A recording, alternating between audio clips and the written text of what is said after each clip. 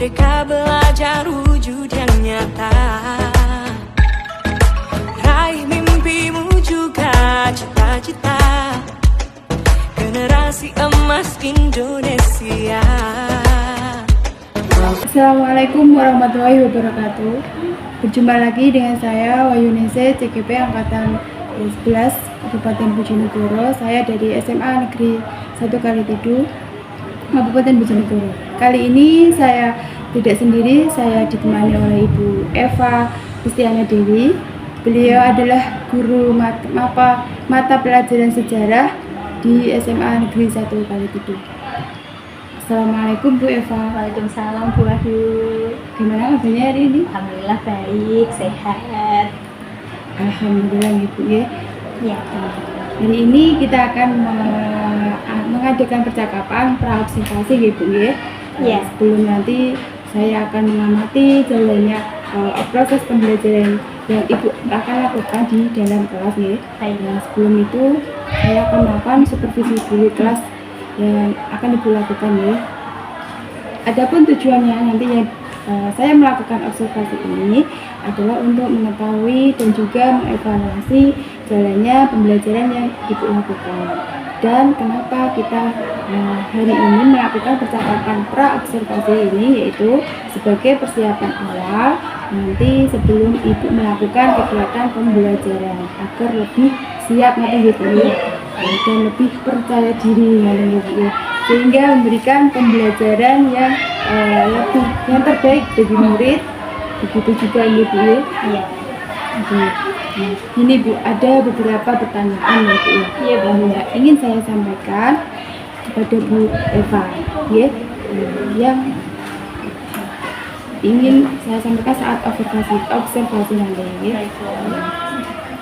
Begini Bu Eva, pertanyaan saya yang pertama adalah tujuannya Bu Eva kira-kira itu pembelajarannya yang ingin dicapai itu apa? Oke, baik. Jadi besok untuk rencana pembelajaran saya yang besok akan saya lakukan itu, kira-kira untuk tujuan pembelajaran yang ingin saya capai itu ada 3 Bu Wahyu. Yang pertama nanti adalah siswa itu nanti mampu untuk menganalisis unsur-unsur penting dalam sejarah. Kemudian siswa itu nanti mampu untuk menganalisis langkah-langkah penelitian sejarah. Dan yang terakhir nanti siswa itu bisa mengidentifikasi atau membedakan jenis-jenis sumber sejarah dan juga macamnya ada apa saja. Begitu. Berarti ada 3 ya Bu ya? Iya. Pengetahuan dan keterampilan lain ya Bu? Jadi ada 3 nanti. Wah, sangat menarik ya Bu ya. Nah, bagaimana dengan area pengembangan yang ingin Ibu capai atau ingin Ibu observasi ini? Baik, untuk area pengembangannya sendiri, terutama ini saya ada 2 Bu Wahyu untuk area pengembangannya. Yang pertama itu area pengembangan dalam kognitifnya, yang kedua dalam keterampilan siswa. Jadi untuk yang area pengetahuan terkait dengan kognitifnya itu nanti siswa itu bisa untuk mengkonstruksi atau membangun sendiri pola pikirnya itu nanti melalui diskusi kelompok. Jadi nanti di diskusi kelompok itu siswa diberikan permasalahan ya, kemudian mampu untuk mengonstruksi sendiri pola pikirnya melalui diskusi bersama teman kelompoknya. Kemudian area pengembangan yang kedua itu yang terkait dengan keterampilan, itu nanti siswa diharapkan nanti akan mampu untuk menyampaikan gagasannya melalui penyelesaian tugas yang ada di depan kelas. Jadi nanti siswa itu maju di kelas, nah itu dilakukan siswa dengan percaya diri. Jadi seperti itu. Jadi untuk area pengembangannya ada aspek pengetahuan dan aspek keterampilannya Bu ya. Gitu ya. Baik Bu, saya ingin mendengar ya Bu, bagaimana rancangan pembelajaran yang Ibu terapkan di dalam kelas, mungkin dari segi strategi pembelajarannya atau model pembelajarannya atau metode pembelajarannya. Baik, ini saya sambil lihat catatan tidak apa-apa ya Bu, karena kemarin itu sempat saya petakan begitu untuk strategi pembelajarannya. Jadi untuk besok strategi pembelajaran itu saya menggunakan diferensiasi. Jadi strateginya itu strategi berdiferensiasi. Khususnya di sini adalah diferensiasi pada konten. Jadi nanti peserta didik saya perbolehkan untuk mengakses dari sumber belajar manapun sesuai dengan gaya belajar mereka. Gaya belajar mereka kan juga beda-beda. Kemudian itu juga nanti saya integrasikan dengan PSI juga, sosial emosionalnya mereka bagaimana. Kemudian ketika nanti pembagian kelompok itu termasuk ke diferensiasi proses juga ya berarti ya. Itu saya sesuaikan juga dengan kemampuan peserta didik. Jadi saya tidak memaksakan untuk peserta didik harus seperti ini, seperti itu tidak, tapi berdasarkan dengan kemampuan dan keterampilan yang dimiliki oleh masing-masing peserta didik. Itu terkait strateginya. Kemudian untuk terkait model pembelajarannya di sini saya menggunakan model pembelajaran saintifik Bu Wahyu. Nah, kemudian untuk metodenya saya menggunakan metode diskusi kelompok, kemudian tanya jawab dan juga penugasan. Kira-kira seperti itu. Jadi tadi menggunakan diferensiasi konten ya Bu ya. Iya, betul. Terus menggunakan pembelajaran saintifik ya. Dan dengan di metodenya diskusi kelompok, saya tanya jawab sama penugasan yang tinggi Betul. Baik Bu, kira-kira nih kapan nih itu akan pembelajaran tersebut dilakukan Bu? Oke, insya Allah ini kan sekarang hari Senin ya Bu ya. Nah itu insya Allah saya akan laksanakan besok hari Selasa. Ya, insya Allah itu nanti di kelas 10.9 jam ke-5.6 kalau nggak salah. Berarti hari Selasa gitu eksekusinya nanti ya di Selasa jam ke-5.6 di kelas 10.9. Betul. Oke, baik Bu, dia di Selasa gitu. Insya Allah nanti dari Selasa depan di kelas 9 jam 5.6 saya akan datang di kelasnya Bu Eva. Saya akan melakukan supervisi kelas. Saya akan melihat nanti bagaimana jalannya pembelajarannya Bu Eva dan mencatat hal-hal yang apa saja yang terjadi di dalam kelas tersebut ya Bu. Iya, baik. Itu Bu Wahyu. Kemudian untuk media pembelajarannya, kira-kira nanti yang akan saya terapkan adalah media pembelajaran berbasis game atau permainan. Jadi di sini kan siswa kemarin itu kok kayaknya bosan gitu. Jadi saya pengen besok itu ada game. Nah, gamenya itu rencananya saya akan menerapkan TGT.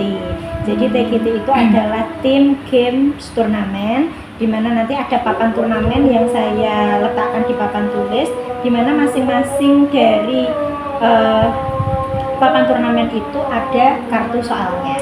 Jadi seperti itu. Nah, kemungkinan nanti dalam satu kelas itu akan dibagi menjadi 6 kelompok dan di papan tulis sudah disiapkan nanti 6 papan turnamen tadi yang berisi masing-masing kartu soal. Kira-kira gambarannya seperti itu. Kayaknya menarik sekali ini. Semoga ya. Semoga bisa seru. Setelah itu nanti pembelajaran di dalam kelas kita akan melakukan percakapan dulu ya Bu. Setelah itu nanti kita akan melakukan percakapan yang terakhir ya Bu, yaitu pasca observasi Bu ya. Nanti di saat melakukan percakapan pasca observasi ini kita nanti didampingi sama pengajar kakak saya ya Bu ya. Iya. Deg-degan ya Bu ya. Gak apa-apa Bu. Sebelum kita akhiri Ibu, kira-kira ini apa yang Ibu dapatkan dari hasil percakapan kita yang hari ini? Dari percakapan hari ini sepertinya saya akan lebih matang gitu untuk bisa mempersiapkan ketika nanti saya akan merencanakan apa yang harus saya lakukan di dalam kelas ketika mengajar. Kira-kira seperti itu Bu. Oh gitu Ibu ya. Demikianlah percakapan kita hari ini. Sampai ketemu di kegiatan observasi kelas dan juga percakapan pasca observasi kelas. Wassalamualaikum warahmatullahi wabarakatuh. Jadi saya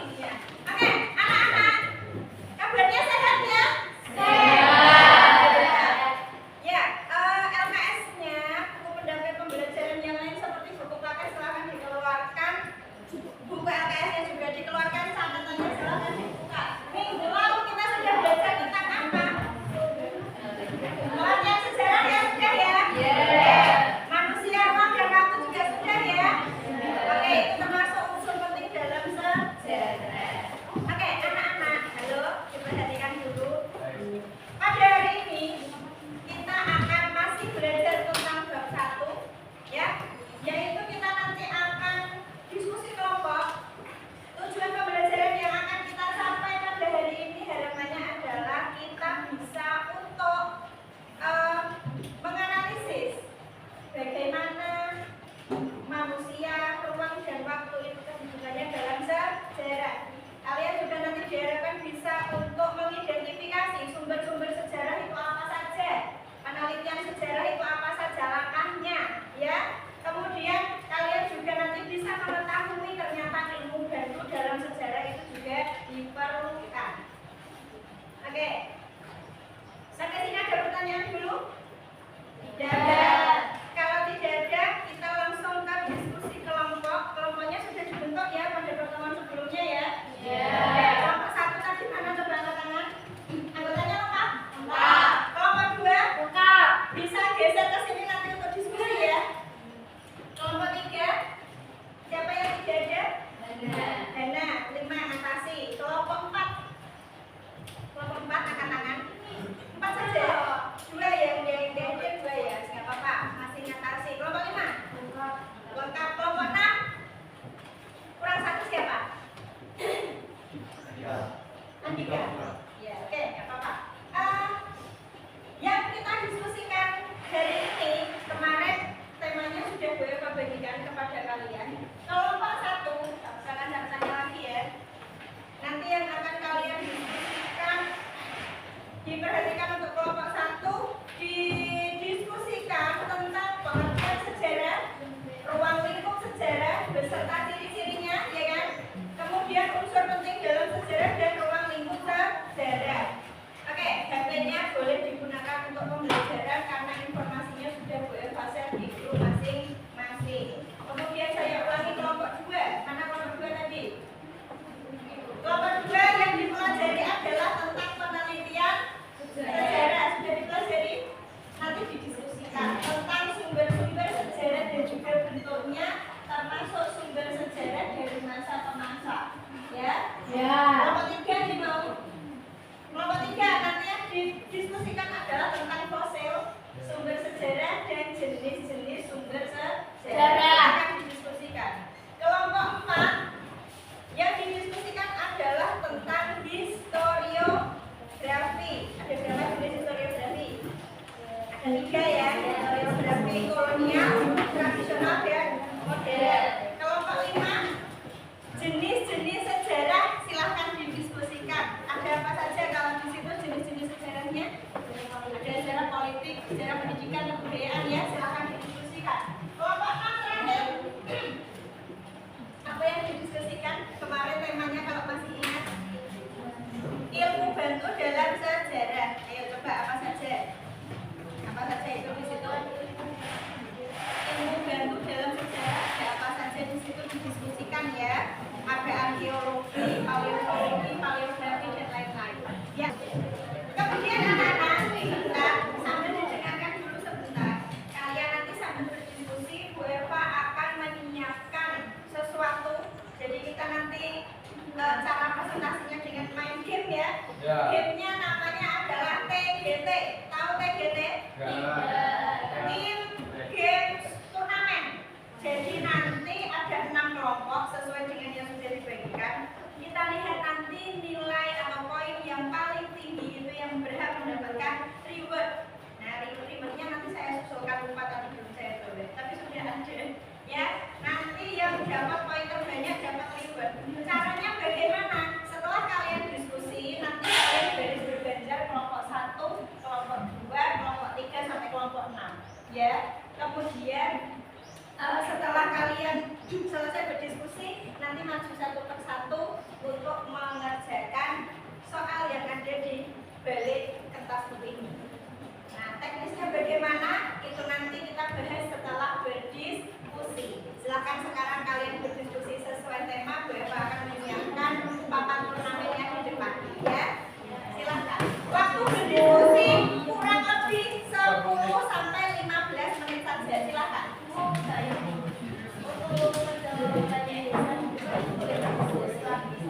Tidak. Jadi silakan kalian pelajari, kalian hafalkan yang ada di LKS karena untuk mengerjakan papan turnamen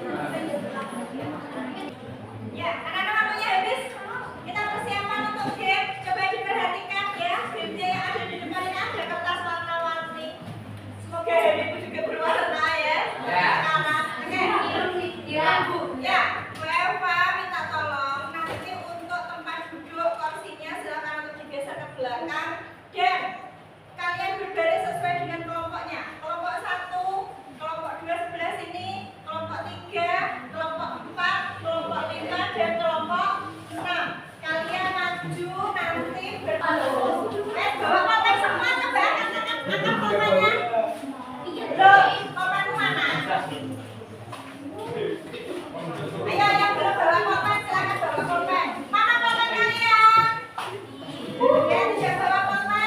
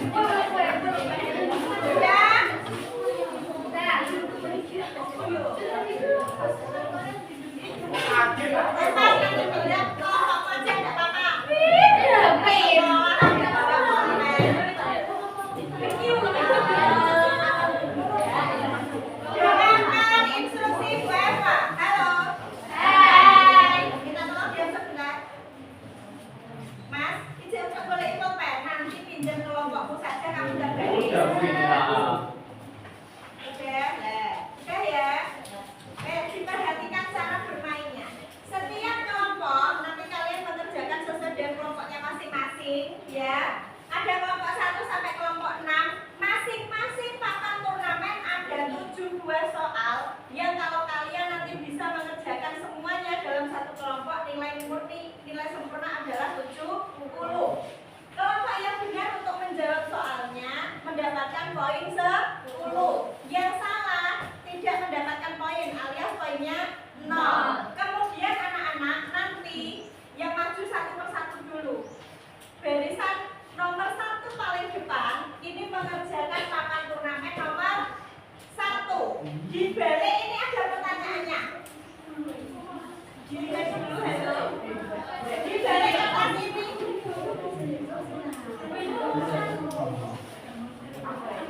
silakan didengarkan dulu jangan nangis dulu, saya belum selesai menjelaskan. Nanti ada pertanyaan ya. Soalnya ada di balik kertas putih ini. Jadi begitu nanti misalnya kelompok 1 sampai 6 kan membacanya soal nomor 1 yang warna merah ini. Kalian begitu bisa mengerjakan, langsung tahu jawabannya, langsung ditulis di sini. Kalau sudah ditulis di sini, kembali ke belakang, geser ganti yang di depan mengerjakan nomor 2. Kira-kira paham apa enggak? Yang setelah nomor 1 mengerjakan, kembali ke barisan belakang, ganti yang paling depan, berarti mengerjakan soal nomor 2. Begitu seterusnya, rolling terus. Bisa dipahami ya? Waktu, saya tahu orang tak boleh. Waktu untuk menjawab adalah 1 menit. Jika misalnya perwakilan kalian yang paling depan mengerjakan soal nomor 1 ini tidak bisa mengerjakan, silakan untuk langsung ke belakang digantikan temannya yang ya Bu ya.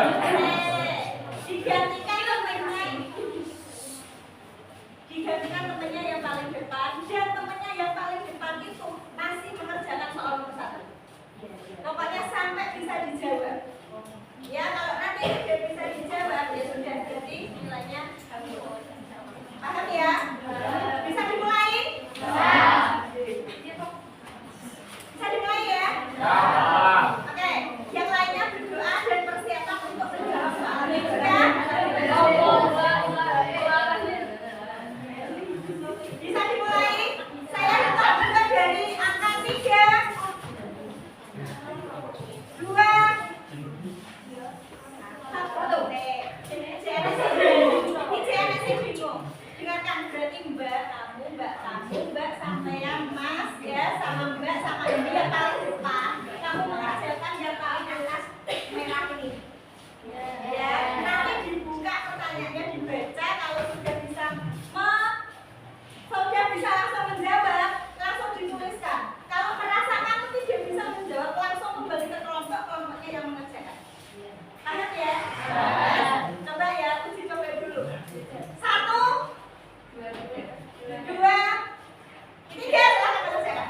Yang lainnya diam, yang lainnya diam. Yang lainnya diam.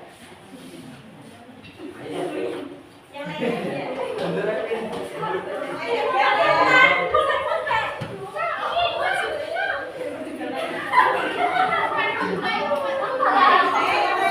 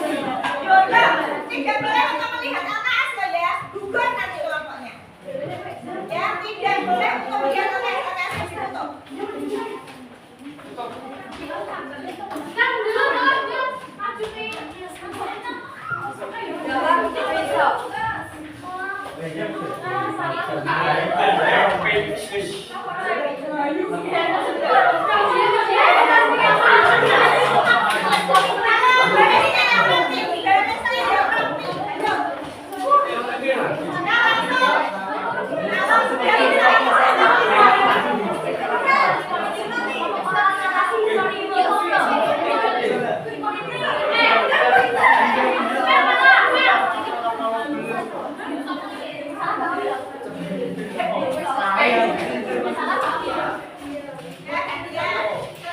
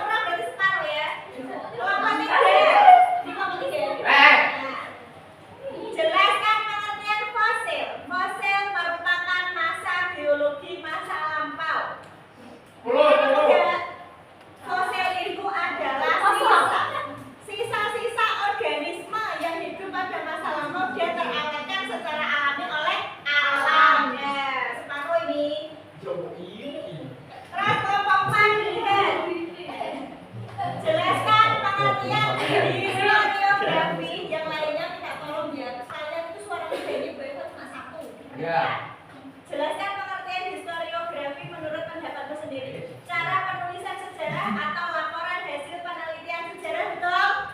Kita betulkan. Kelompok 5. Sejarah politik adalah sejarah yang mempelajari tentang politik narasi dalam suatu kejadian meski berbeda dengan ilmu sejarah tapi tetap berhubungan antara sejarah sosial, militer, dan ekonomi, betul? Betul, oke. Kelompok D sama betul. Arkeologi adalah suatu ilmiah yang ada untuk kajian ilmu ilmiah. Iya.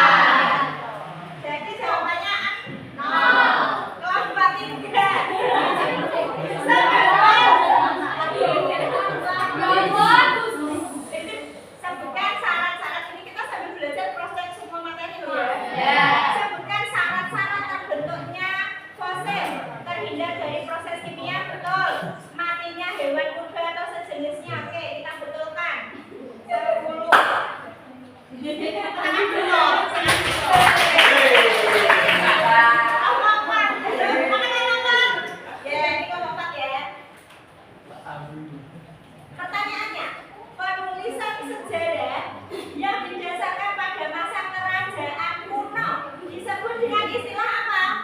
Historiografi tradisional. Ini historiografi tradisional. Kelompok 5, nomor 2 ya. Sejarah dibedakan ke dalam beberapa jenis. Sebutkan 3 jenis sejarah. Sejarah politik, sejarah kebudayaan, sejarah sosial. Betul? 10. Oke, tepuk tangan dong. Tangan ya. Tapi ada soalnya, paleontologi adalah ilmu yang mempelajari tentang fosil. Apakah betul kita lihat? Paleontologi adalah ilmu yang mempelajari tentang fosil. Ya, betul.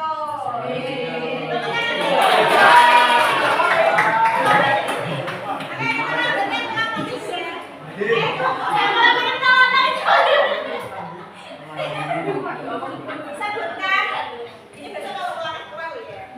Sebutkan 5 ciri sejarah sebagai ilmu. Akademisi apa? Empiris memiliki teori dan materi. Hanya satu saja yang betul, jadi jawabannya 3. Sembilannya 3. Kelompok 2 nomor 3. Berdasarkan bentuknya, sumber sejarah dibedakan menjadi 3. Bentuk benda, bentuk lisan, bentuk tulisan. Kita cross-check dulu jawabannya. Nomor 3. Kelompok 2. Sumber tertulis, sumber lisan, dan sumber benda. Oke, betul ya?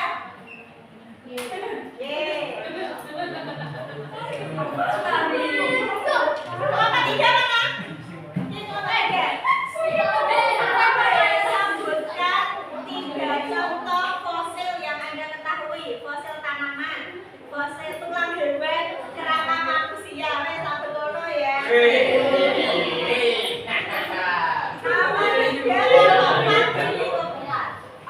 Jelaskan pengertian historiografi kolonial. Karya tulis yang ditulis oleh para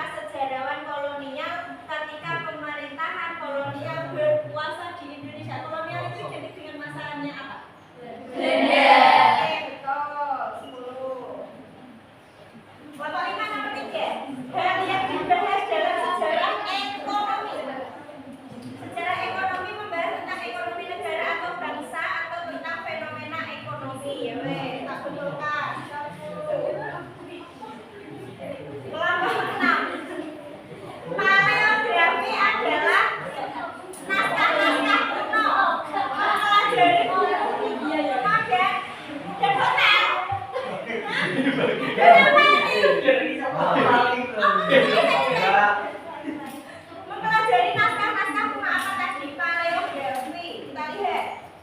Cara membacanya ya, ini naskah-naskah kuno. Sama betul? Salah.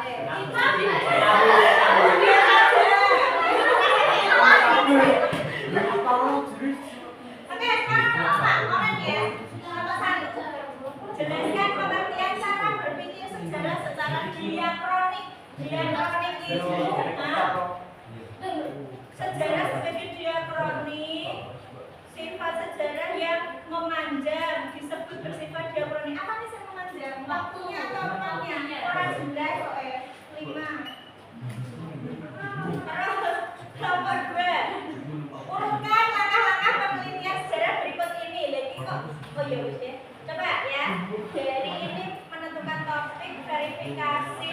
Salah. Ada yang masih ingat langkah-langkah penelitian sejarah? Menentukan topik. Kemudian nomor 2 heuristik. Nomor 3 kritik verifikasi, 4 interpretasi, 5 historiografi. Tidak sempurna nilainya 5. Ada yang salah peletakannya. Kelompok 3, jelaskan pengertian sumber sejarah. Pengertian sumber sejarah, sejarah ilmu yang dipelajari dari masa lampau. Ini kira-kira pengertian sumber sejarah atau pengertian sejarah? Sejarah. Salah apa betul? Salah. Oke, 3. Salahnya masih bisa diterima. Baik.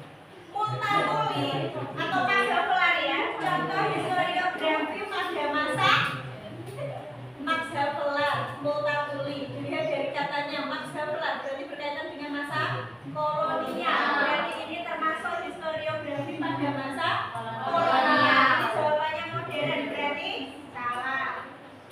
Kemudian nomor 5. Hal yang dibahas dalam sejarah kebudayaan. Menceritakan budaya kerajaan ada di suatu bangsa. Oke, betul. Mana tepuk tangannya?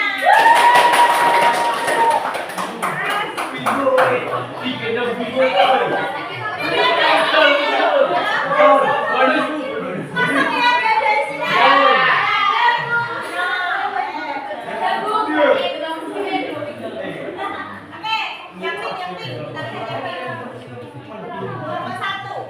Sebutkan 4 pemicu sejarah. Sejarah sebagai ilmu peristiwa setidaknya apa? Tidak sempurna nilainya ya 5. Sejarah sebagai ilmu peristiwa setidaknya kisah.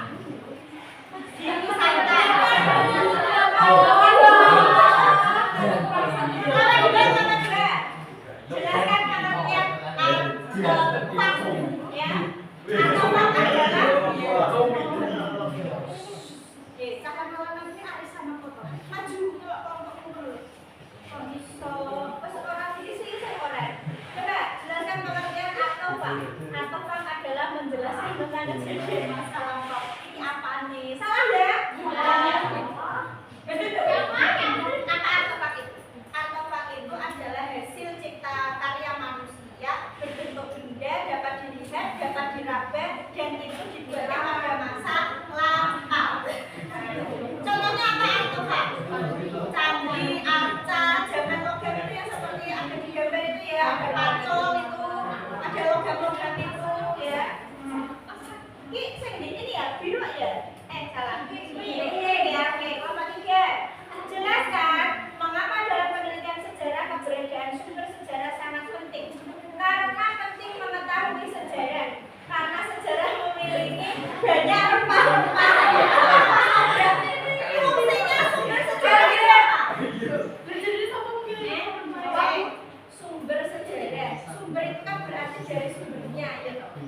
Kenapa kok belajar tentang sumber sejarah itu penting? Karena tanpa keberadaan sumber sejarah, maka sejarah itu adalah bukan fakta. Mas nek ngono kok jawaban betul. Ya, mana nih? Kan salah banget kok. Ini ya. Sebutkan jenis-jenis historiografi. Historiografi tradisional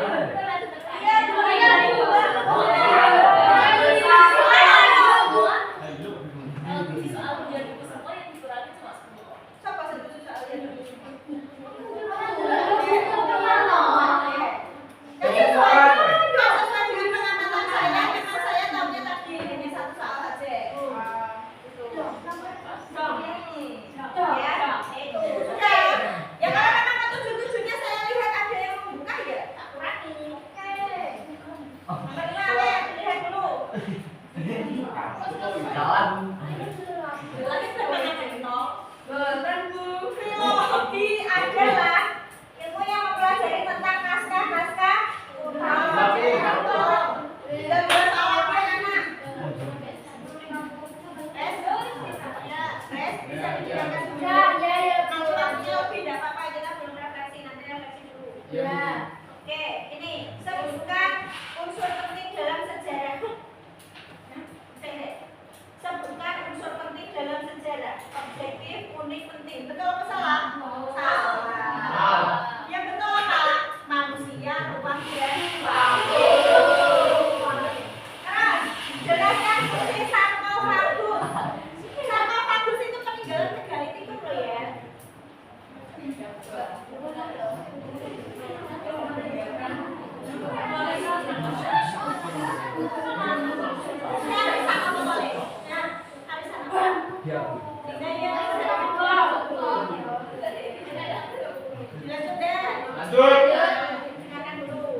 Jelaskan fungsi sarkofagus. Fungsi sarkofagus itu adalah seperti peti mati, yaitu tempat untuk meletakkan jenazah. Kejawaban apa? Meneliti tentang sejarah masa lalu.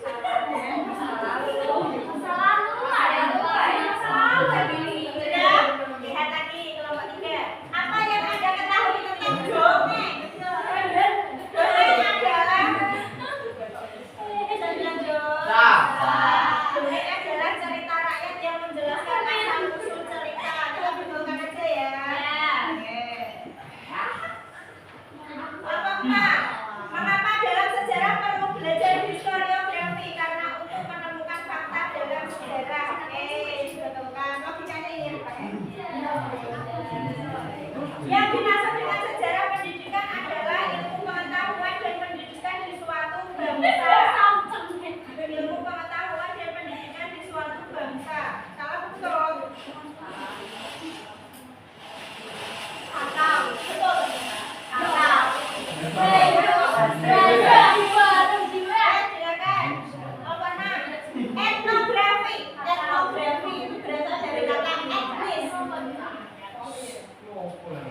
Etnis itu nama lain dari apa etnis? Sosiologi, halo. Etnis apa? Suku, ya.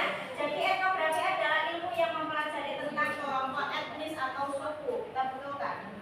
Akhirnya dapat nilai juga yang nomor 6 ya. Oke, terakhir. Diperhatikan. Sebutkan 3 ciri sejarah sebagai peristiwa. Objektif, unik, penting. Isinya ya kembali. Terus nomor 2. Sebutkan 3 saja artefak pada zaman megalitikum. Megalitikum.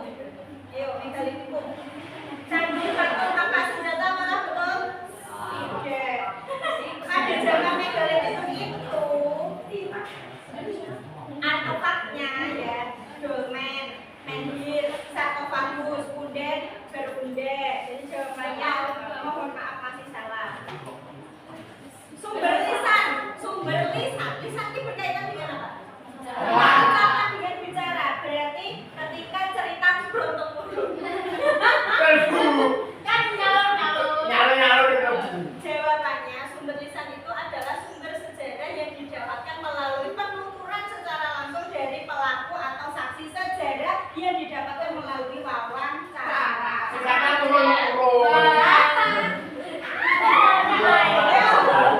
Penulisan sejarah yang terjadi pada masa Orde Lama dan Orde Baru dikenal dengan sebutan sejarah kolonial. Suaranya Beva saingan di suara mesin. Ya. Penulisan sejarah pada masa Orde Lama dan Orde Baru dikenal dengan sebutan historiografi modern. Kalau kita belajar sains. Oke. Varian negara dalam sejarah nasional Indonesia tentang penjajahan negara di Indonesia. Oke.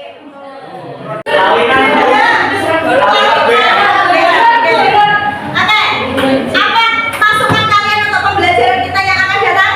Gini terus. Gini terus.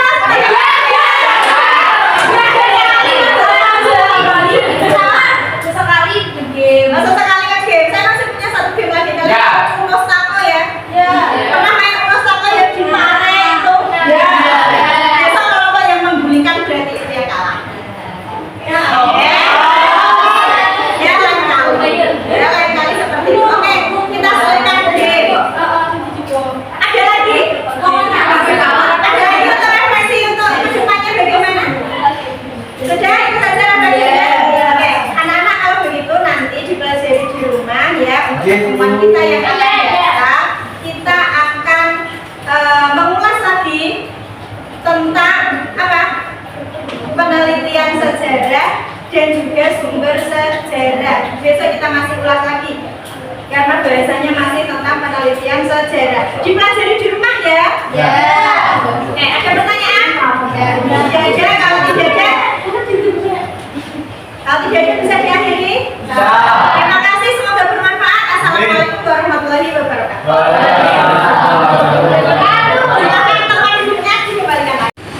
Assalamualaikum warahmatullahi wabarakatuh. Jumpa kembali, saya Wali Ningsih, TPK Angkatan 11 Kabupaten Bojonegoro dari SMA Negeri 1 Kalibutu. Kali ini saya tidak sendiri, saya ditemani oleh Ibu Eva selaku guru yang saya observasi, dan ada Ibu Anis Gunayati selaku pengajar praktek saya. Nanti saya akan mewawancarai Ibu Eva tentang hasil dari pasca observasi yang sudah kami laksanakan dari Selasa ya Bu. Assalamualaikum Bu Eva. Waalaikumsalam. Alhamdulillah sehat, baik. Jadi percakapan pasca observasi ini saya akan memberikan pertanyaan kepada Bu Eva terkait dengan jalannya proses observasi setelah yang sudah Ibu lakukan, sehingga juga untuk mengevaluasi sejauh mana proses pembelajaran yang sudah Ibu lakukan. Untuk pertanyaan yang pertama, bagaimana perasaan yang terkait dengan jalannya kegiatan observasi kelas yang sudah berlangsung? Baik, perasaan saya ya awalnya tentu deg-degan gitu ya, karena mungkin belum terbiasa. Tapi setelah pembelajaran berlangsung seiring berjalannya waktu, alhamdulillah sudah terbiasa dan kegiatan pada hari Selasa tersebut berjalan dengan lancar. Alhamdulillah itu baik ya. Baik, bisa diceritakan kembali terkait area pengembangan yang Ibu lakukan di dalam kelas, kemudian langkah-langkahnya, apa tahapan pembelajaran atau seperti yang lakukan di dalam kelas. Baik, terkait dengan pembelajaran yang sudah saya lakukan di dalam kelas ketika itu, tentu saja area pengembangannya saya berfokus ke pengetahuan dan juga keterampilan guru. Untuk langkah-langkahnya tentu saja ada kegiatan pembukaan, kegiatan itu dan juga kegiatan penutup. Pada kegiatan pembukaan atau pendahuluan, mengucapkan salam, kemudian melakukan persepsi itu saya lakukan juga bersama dengan siswa di kelas. Kemudian pada kegiatan ini saya memberikan pengarahan terlebih dahulu terkait dengan tujuan pembelajaran yang akan dicapai pada hari itu, kemudian juga materi pembelajaran yang akan dipelajari.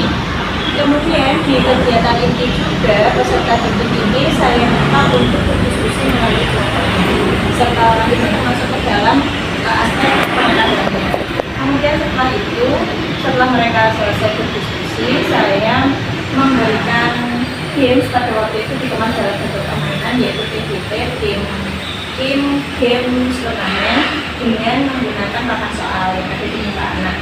Untuk area keterampilannya, di sini saya lebih fokus kepada rasa percaya diri siswa ketika dia mampu mengerjakan soal-soal yang ada di depan tadi di papan game tersebut dengan percaya diri berdasarkan dengan membawa hasil daripada diskusinya tadi. Kemudian untuk kegiatan itu, di situ saya juga melaksanakan mengajak siswa untuk memberikan kesimpulan secara bersama-sama dan tidak lupa untuk refleksi agar belajar itu juga lebih bermakna. Selain itu untuk sebagai evaluasi untuk saya melaksanakan kegiatan pembelajaran yang akan Biar yang membawaannya di aspek pengetahuan. Iya. Itu sejauh mana area pengembangan yang sudah disampaikan tadi, apakah sudah berhasil atau belum? Menurut saya kalau tingkat keberhasilan bisa dikatakan berhasil itu, tapi tetap ada kekurangannya. Yang kekurangan di sini atau hambatan mungkin ya yang saya rasakan di sini adalah satu manajemen waktu, di mana waktunya juga kurang panjang kalau menurut saya, karena kan itu juga pembelajaran yang membutuhkan virus itu nantinya juga membutuhkan waktu. Kemudian yang menjadi hambatan sebenarnya adalah diskusi siswa. Jadi siswa di sini itu ada kelompok yang sudah bagus, ada juga kelompok yang dia itu istilahnya itu jaga ilmunya. Nah, jadi untuk kerjasamanya di sini masih kurang. Kira-kira mungkin hambatannya seperti itu. Jadi sudah sering yang baik di kita namun masih berkekurangan. Ini kekurangan atau kendala yang ini saat melakukan pembelajaran kelas atau malam. Kendalanya tadi yang sudah saya jelaskan terkait dengan waktu dan juga manajemen dari diskusi tadi. Jadi ada siswa yang masih belum atau masih kurang aktif Iya, dengan hambatan temannya gitu. iya. Nah, kira-kira ini kenapa hal itu berada jadi kenapa mereka tidak mau aktif, kenapa mereka tidak mau terlibat dalam diskusi? Mungkin ya karena siswa tersebut istilahnya yang namanya siswa itu kan ada macam-macam karakternya dia. Mungkin juga karakternya tidak sesuai dengan temannya, atau mungkin mereka merasa bahwa diskusinya itu belum sefrekuensi. Sefrekuensi itu maksudnya mungkin dari saya punya gaya belajar ini, kok saya menggunakan ini tidak dapat ini dari situ. Kemudian ada yang bidang bidangnya bisa menjadi seperti itu. Dan kemudian kemarin saya itu cerita nanti kita bisa menganalisis kita adalah ini akan dilaksanakan perubahan rencana yang sampai Baik, untuk perubahan rencana kebetulan juga ya sekitar 1-2 minggu ke depan untuk saya juga bisa mengevaluasi dulu. Jadi nanti rencana saya evaluasi juga siswa ini akan saya kelompokkan berdasarkan gaya belajarnya masing-masing melalui pembelajaran diferensiasi ya sesuai dengan kurikulum yang berlaku saat ini. Saya harapkan dengan adanya evaluasi dari pembelajaran berdiferensiasi itu diharapkan siswa ini nanti bisa sefrekuensi dengan kelompoknya sehingga dia bisa berdiskusi dengan baik dan bisa untuk mengemukakan ide gagasan juga dengan maksimal. Ini kira-kira mungkin minggu depan sudah bisa direalisasikan. Saya usahakan itu. mudah-mudahan apa yang digunakan tidak kesempatan kepada jurnalis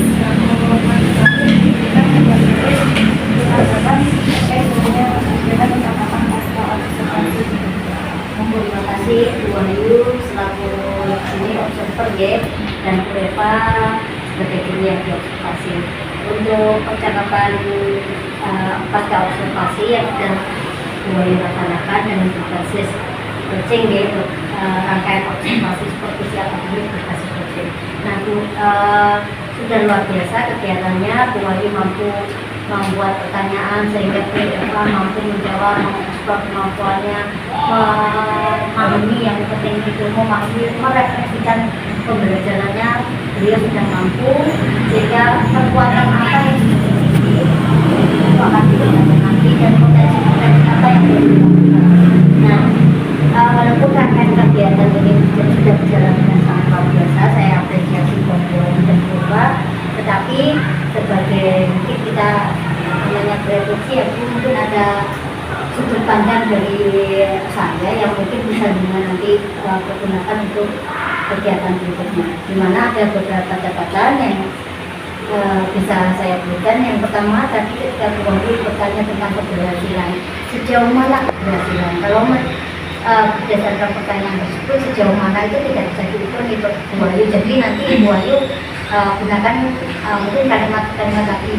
Misalkan Bu Eva angka 1 sampai 10, kira-kira berada di posisi mana keberhasilannya, itu bisa diukur. Mungkin Bu Eva bisa 8.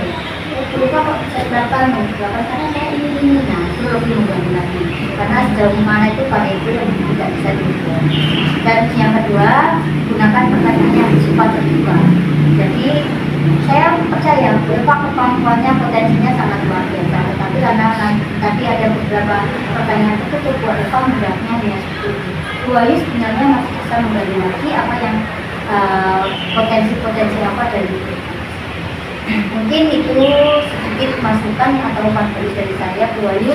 Semoga menambah pengetahuan dan kemampuan Bu Ayu dalam mengobservasi pada teman-teman berikutnya.